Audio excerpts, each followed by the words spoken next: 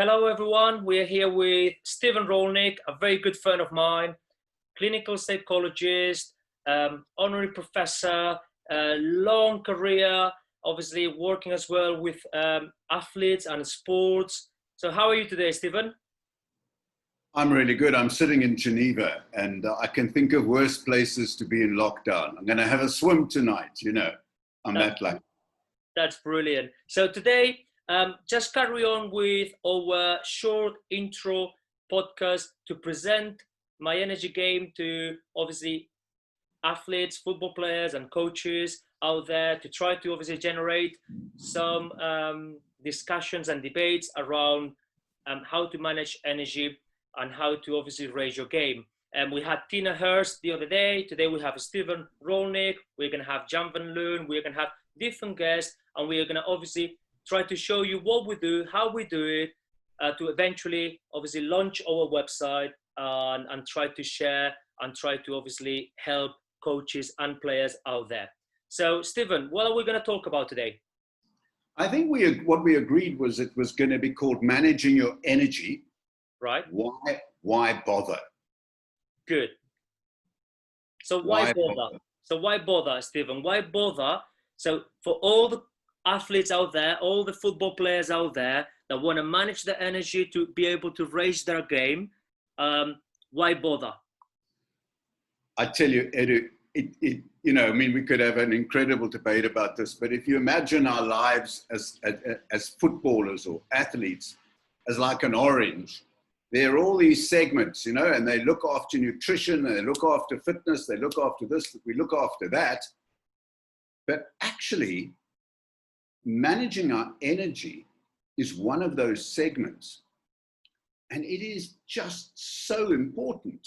I honestly believe this. And I think the problem is, and I'm hoping we're going to discuss this, is that it's not so easy to measure. You can say like, do this bit of gym work or have this bit of nutrition, do this kind of fitness routine. This one could be critical and very important in the conduct of your football life. And yet, what are we talking about? This word energy. And so understanding what we mean by that, and then in a practical way, doing something about it so that footballers are given the freedom to really develop and be the best they can be. And frankly, Edu, you can't be the best you can be unless you can manage your energy. I totally agree. I mean, we were having a discussion the other day with Tina, obviously a good friend of ours as well. And obviously I want to actually give you an example. So obviously myself as a coach and the last few years working with loads of different players in academy level, in first team environment, in different type of leagues and even countries, there's always this kind of like, hold on a minute, Edu, I'm looking after my nutrition, I'm going to the gym, I'm sleeping 10 hours, I'm doing everything is required, I'm training really hard, I'm doing my best actually really competing, not just like turning up and actually doing my best, actually competing with the others in the squad. I'm doing everything is required to be selected and even to be in the starting 11. And yet I turn up on Saturday and I haven't been picked. Yeah. Now, how do I deal with that? Yeah. It's a great example. It's a great example where if you can manage your energy well in a little crisis like that, it's going to serve you well and serve others and the club well. And Edu, it's a great example because I imagine if that was me, I would be feeling a range of conflicting emotions there. I'd be feeling disappointed. I might be feeling angry. I might be feeling misunderstood. I might be feeling confused, probably a mixture of all three. Now I'm trying to handle not just myself, but my relationships with others, like the coach who's put me to one side. the rest of the players are also wondering, like, what's going on here with him? I would imagine that the magic in the chemistry of football is a sense of togetherness among a group of people, of acceptance of each other. And you know, that's got to start with acceptance of ourselves. Because if we don't have a good way of managing our own energy, then all sorts of stuff can go wrong. That affects not just me as a footballer, but my relationships with others.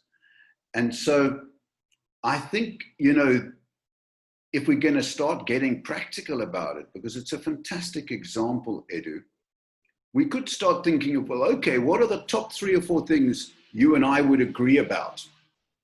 That's right. That's right. Let's make it practical. Let's get this podcast really into the, you know, into the meat and the bone. Really, like, I'm a listener. I'm a player. I'm doing my best, and I haven't played. Yeah. And listening to this, I like to get some understanding of how can I deal with it and how can I solve it. And how can I, you know, how can I really lift my spirits to solve this? Because obviously this is what happens to half of the squad every weekend. Exactly, exactly. And you know, what we can notice here is that this is a very fundamental human experience. Okay, so feeling disappointed, angry, confused, bewildered, cross, that's a very fundamental human experience. So it's not unique to football. Another thing for us to notice is that the solution to this, I mean, you know, I'm a psychologist, so I don't mean to talk my profession down, but this is not some kind of pathological problem that needs specialist attention necessarily. You know, like, oh, if this happens to you, go and see the psychologist. It's nonsense. Human life involves coping with this sort of experience. And I'm sure that's what unites you and I, is this desire to encourage footballers to see this as something that's within their grasp. Absolutely. All of them, you know, let alone within the grasp of coaches, right? Psychologists have got their role to play, but this is a fundamental human experience. So for me, accepting this as normal is an important step in managing energy. But I would say my number one practical point is to be aware of it, is to be aware of how you're feeling and notice how you're feeling. So that would be my number one, right? Which is become a little bit of a reflective person. Develop yourself as a reflective person. You're not just out there doing, and in the gym and eating. You're a human being with real feelings, and develop an awareness of what these feelings are. And when you obviously get to that point, so into that number one action plan or action point of the plan that you are suggesting, when I get to that stage where I'm aware, okay, I haven't picked it, I haven't been picked, or I haven't played enough for what I felt I needed to play, whatever the scenario is for different circumstances for different players. Now, I'm aware that creates, obviously, all those feelings and emotions that you've suggested: anger, disappointment, betray, everything. Now, once I'm aware, and once I know that is obviously lowering my energy, and therefore could potentially damaging my performance in training session next week, and therefore limiting even more my chances to play next Saturday, what do? I'm aware. Now I'm aware of that scenario. Do I, for example, write down things? Do I lock them somehow for future references to actually analyze myself even more? What do I do, Stephen? Okay. You know, there are as many solutions to this as there are human beings, right? Sure. So be careful of the smart-ass psychologists like me saying, do this, do that, right? Everybody's different. Okay, but a good starting point is to consider, once you're aware of the way you're feeling, what is a negative way of handling it and what is a positive way for you as an individual, not for other people. Okay, and so you step back and think, well, okay, I could handle this negatively and it would be like this. And then over the weeks and months, you watch yourself and you develop that awareness. Wow, this is not a constructive way to handle that energy and those feelings. And so this is a journey, Edu. It's not a simple kind of take this tablet, which is why it's so difficult. The subject of energy is so difficult to get your head round and to be constructive about it. But there are negative ways of handling it and then positive ways. Because it's really important, I would imagine, that handling it positively is not just good for you, for your game, but it's also good for your relationships. Because what you do about this is what other people like the coach see. Absolutely. That's a great point, Stephen. And of course, even though you and me and most of our listeners understand that it's not about comparing yourself to others, it's not about losing your authentic character and try to obviously fake it and put a face, and because obviously that would go against energy, because you would be saying something that you don't really mean or doing something that you don't really mean, and people will still perceive that energy underneath those words and those behaviors. But there is, though, as you very well say, the point of, hold on a minute, what I do and how I do it has an effect on my manager's opinion, my mate's opinion, has an effect on the energy of the dressing room. And therefore, I do need to be aware of that as well, because this is a collective discipline. This is a team discipline. And therefore, your energy has to reach certain level as well to be attracting the energy of the team and to be able to obviously perform as a team. And if you think about it, I know you're not saying this, but I wonder whether you're not thinking about it. You don't want to be too ego-filled with this, ego-driven. You know what I mean? Look at me. I'm not picked. He is. I'm cross with him. You could that will be in your list of things not to do. That's right. That would be that's what you said. Not handling your energy or your awareness properly and effectively for your own benefit. I mean, sometimes in an easy way. Sometimes I used to say to my academy players, help yourself to help others. Exactly. Help others to help yourself. Exactly. You will have these experiences, like feeling jealous of somebody who is playing. I mean, it's all normal, and you can't solve it in one go. But awareness is number one. Good. So we've got awareness. We've got logging that awareness somehow to obviously develop a more reflective brain and reflective being to be able to then become more strategic in how you want to handle those emotions to be able to handle your energy. Yeah, I mean, I came across a cyclist, Edu, a story about a cyclist, right? Olympic level, right? Olympic level, right? And he kept these detailed logs in a diary in his hotel room, which was incredible, about how he could perform better. And some people, it suits them. Keep a record, watch what's happening, note down what's a less constructive way for me to handle this, what's a constructive way. That is incredibly valuable for some people. The interesting thing about the cyclist story was that one day the coach came into his bedroom and saw the diary. Sure. And the athlete confessed that this is what he was doing. From that point onwards, that cyclist wasn't second. Okay, that cyclist won. Right? Now, what that then points to is my second practical point for managing your energy, which is to develop relationships with other people where you can talk about what you think and feel.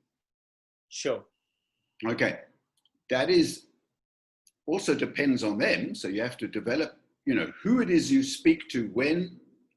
You can't, it can be both. It could be any time. It could be off the field. It could be away from the game. It could be your coach. Wouldn't like to say.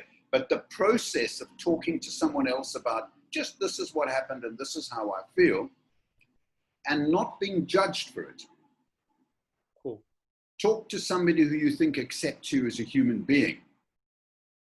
I mean, that's what we hope the coaches would be like, and they vary, okay? But I would hope that coaches are able to have conversations in which they're accepting of the way a player feels without passing judgment. So be able to have a conversation with someone who you feel comfortable with, but at the same time, who is going to be there just listening for you, and therefore you're not going to feel judged. Therefore, there is going to be an environment in which you're going to be able to say exactly what you feel and what you think, to be able to then process that energy in a better way. And you can then move forward, you see. Otherwise, you keep going round in the same circle. Otherwise, you never let go. And otherwise, then obviously what you do probably is you construct your brain and your thinking process and your thinking patterns based on I've got a problem I need to solve. And that's already by itself a really negative construction of obviously your thinking process. I would suggest that it's probably more kind of like, okay, this is what happened. This is how I've handled. I'll let go into the next one kind of thing. It's Because absolutely then right. it's like you regenerate your thinking and focusing it in something much more constructive and more positive. Yeah, yeah. And then your energy heads in a positive direction, okay? And it's not ego driven by destructive thoughts of being better or worse than other people, but it's driven by a much more balanced sense of, okay, this is me, this is the situation, this is how I can do my best. And then your energy flows in the right way. And so this leads me, I don't know if you want to move on or go back, but to a third point. I mean, we've mentioned awareness, Sure. noticing how you feel, notice your energy and respond constructively. We've mentioned, secondly, talking to others about it. Can have tremendous benefit for teamwork, let alone your own well-being. And thirdly, we're starting to point to this question about balance. Absolutely. Because energy is best fueled from a balanced foundation. I don't know if that's like psychobabble, the wrong way to put it, but I'm trying to find the right words. No, it's like, I mean, if you want obviously an object to float in the water, Yeah. you need to probably put the same amount of weight on each angle and each centimeter of that object to be able to float, right? Yeah. The same is with energy. If you want your body, your spirit, yourself to kind of float in that scenario, you also need to kind of redistribute your energy.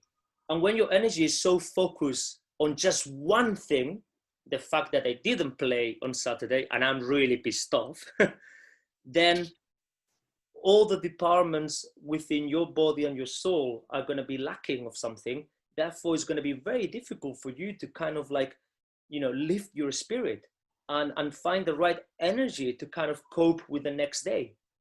So that's the kind of metaphor that I would use.